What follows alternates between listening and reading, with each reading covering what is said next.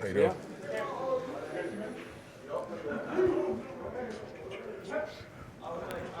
Ready? I'm ready. Tyreek Hill, just kind of what type of challenge does he present for you guys?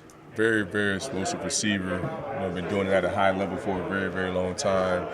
His resume speaks for itself. Obviously, what he was able to do over there in Kansas City, and still able to do some of the things that he did early in his career with the Dolphins.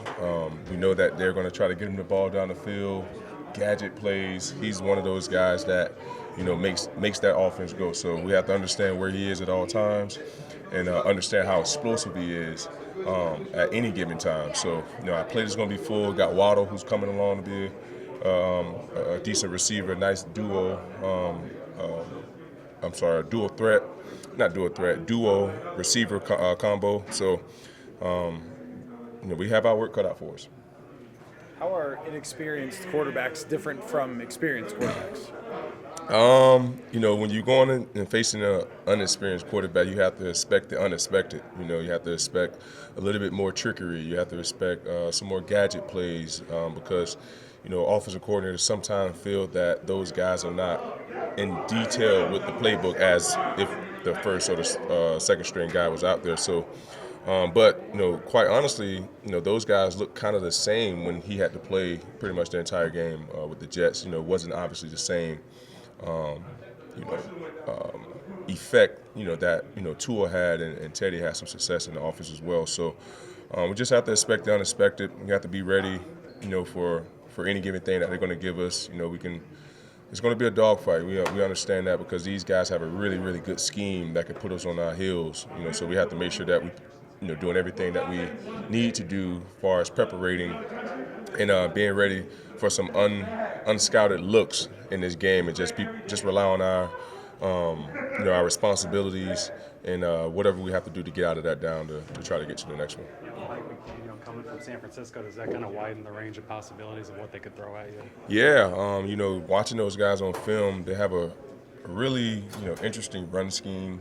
A little bit of San Francisco in there, but for the most part, these guys are taking shots down the field. You don't really see San Fran taking as many shots down the field as the Dolphins do. I don't know if it's personnel, the receivers that they have, the speed that they have in this offense versus the offenses he was able to coach in the past. So I see it's a lot more throwing, and it's not like a run first team like a San Francisco is want to impose their dominance. These guys are looking to light up the scoreboard and do it in fashion. I probably should have looked it up, but you being an NFC guy, how many trips you made back to South Florida, and how exciting is it, going back there in front of the home folks? I got to make sure I get the number right because I don't want you to Wikipedia me again. So Jacksonville, I'm always going to bring that up. Number of block kicks in South Florida. Yeah, I don't have any in South Florida, Right. but I played the Dolphins. This will be my second time playing the Dolphins there. Played Tampa twice and Jacksonville once. So South Florida twice and the state of Florida, this will be my fifth visit. Yeah, just your thoughts on going back to Miami. Yeah, it's always a joy to get back home, to have an opportunity to play in front of your friends and family. With me being in Arizona for 10 years, it was hard for friends and family to get out there for games. But it's always a blast when you have an opportunity to go back home to play, in your home state, in front of your friends and family, and hopefully put on a show. Patrick, as a veteran, when you prepare for the unexpected, it sounds silly, Right. but do you rely on your experience, and how can you do that through osmosis to some of the other guys that don't have the same? Yeah.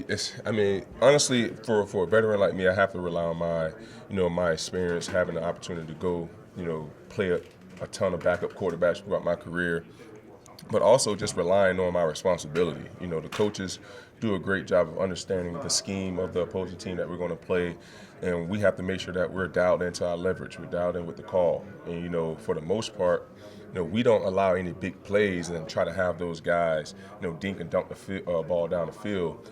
We believe that we're winning because those guys thrive off those big plays, those plus 40 plays. See Tyreek Hill, Waddle streaking down the middle of the field. So if we're able to do that to force those guys to beat us left-handed, I think it'll kind of work hand in hand. But for the most part, we just have to make sure that we're dialed into our leverage, our assignment to help get us out of that down. Does this team do much more situational work during the week than other teams you've been on, or is it pretty similar in terms of the schedule devoted to that? Yeah, I think I won't necessarily say we work on it more. We just talk about it more. I feel like it's never a day that don't go by when we're talking about situational football. And we're getting to that part of the season to where now teams are gonna start separating themselves, and that's what it's gonna come down to, situational football. Because as we saw the week before last, 15 games of the 16 games decided by one. Last week, 11 of the 16 games decided by one. So therefore, the attention to details and the margin of error is very, very small. So we have to make sure that we understand, the stage of the season that we're getting in, and it can't be no mistakes. It can't be no my bads. Everybody have to be on the same page at all times. Has this group brought to your attention or presented any scenarios or situations that you hadn't thought of prior to now, or pretty much all the same stuff? Having 160 plus games, I won't say we seen everything, we went over everything, but for the most part, it's nothing I haven't seen. I will say I think it was the Giants. I can't remember who we was playing. Oh, it was the Bears. Yeah. They did a hook and lateral with like 40 seconds to go. That was kind of unusual. Like their Giants game? Yeah, that was kind of unusual. Yeah. But other than that, that's about the only funky thing I've seen. What I'm saying is, have the coaches here Nah. brought to you, maybe some of the younger guys? Nah, not really. Not for the most part. Yeah. Just understanding situations for the most part. Not too many different things is going to pop out. Yeah. In those situations, you just have to be ready for that moment whenever it pops up. Playing two deep safeties a lot. I guess what does that mean to have the way Delvin Tomlinson has played as far as the front four? It seems like it puts a lot more emphasis on that role when you're playing those safeties back. Yeah, we have call those guys the anchors of this defense. Harrison, DT. Those guys are the cornerstone of this defense if we want to make it go. If you want to play two high safeties, it's kind of harder to stop the run because you got one less guy in the box. But when it comes down to those guys can easily take up two gap, get guys out of the way, can hold up 600 pounds, two guys on them. And, that's something that gives us the ability to disguise a little bit more, to give the quarterback that extra second to figure out, where the coverage, where the safeties are rolling up to. So those guys are a huge part of this defense. Those guys make this thing go, and I'm excited to see, what the two big guys are able to do to help this defense be successful. Makes me even more dangerous. You talk about Bevel and his run schemes. Say and one how, more time, sorry. Does it make them more dangerous? You talk about Bevel and he has those unique run schemes, and then all of a sudden they can hit you downfield.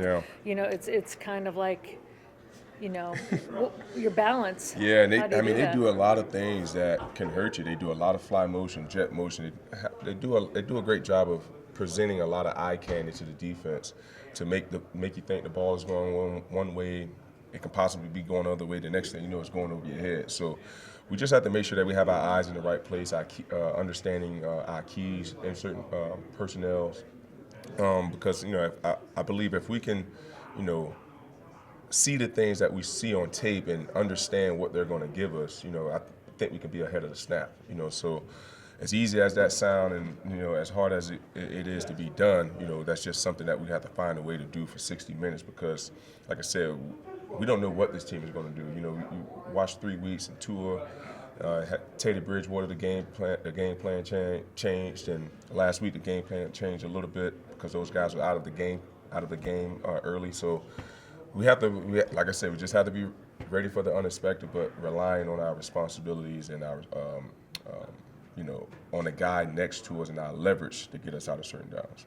Cam ask you to sign his game ball or anything? Say it again? Did Cam ask you to sign his game ball or anything? Nah, he didn't ask me to sign a game ball.